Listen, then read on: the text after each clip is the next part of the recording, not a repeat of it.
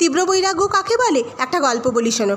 এক দেশে অনাবৃষ্টি হয়েছে। চাষিরা সব খানা কেটে দূর থেকে জল আনছে। একজন চাষার খুব রোগ। সে একদিন প্রতিজ্ঞা করলে যতক্ষণ না জল আসে খানার সঙ্গে নদী এক হয় ততক্ষণ খানা খুঁড়ে যাবে। এদিকে স্নান করার বেলা হলো, গৃহিণী মেয়ের হাতে তেল পাঠিয়ে দিল। মেয়ে বলল, বাবা বেলা হয়েছে, তেল মেখে নিয়ে ফেলো। সে বলল, তুই যা, আমার এখন কাজ আছে। বেলা 2 প্রহরে স্ত্রী মাঠে এলো। এসে বলল, এখনও নাও নাই কেন? ভাত জুড়িয়ে গেল, তোমার যে সবই বাড়াবাড়ি, না হয় কাল করবে, কি খেয়ে দেই করবে। গালাগালি দিয়ে চাষা কোদাল হাতে করে তাড়া করলে। আর বললে, তোর আক্কেল নাই, বৃষ্টি হয় নাই, চাষবাস কিছুই হলো না, এবার ছেলেপুলে কী খাবে? না খেয়ে সব মারা যাবি? আমি প্রতিজ্ঞা করেছি মাঠে আর জল আনবো, তবে নাওয়া খাওয়া করবো। স্ত্রী গতিক দেখে দৌড়ে পালিয়ে গেল।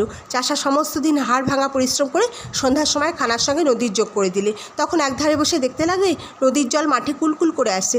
তার মন শান্ত হলো, আনন্দে পূর্ণ হয়ে গেল। তখন বাড়ি গিয়ে স্ত্রীকে ডেকে বলল, নে এখন তেল দে, একটু তামাক সাজ। তারপর নিশ্চিন্ত হয়ে খেয়ে সুখে ভোস ভোস করে নিদ্রা দিতে লাগলো। এই রোগ তীব্র বৈরাগ্য।